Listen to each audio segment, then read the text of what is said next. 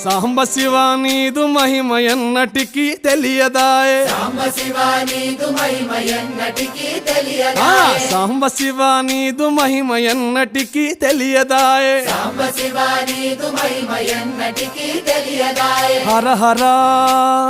శివ శివ హర హర శివ శివ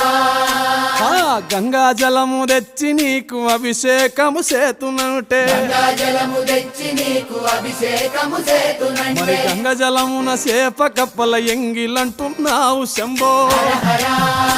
ఆహా. శివ శివ హర హర శివ శివ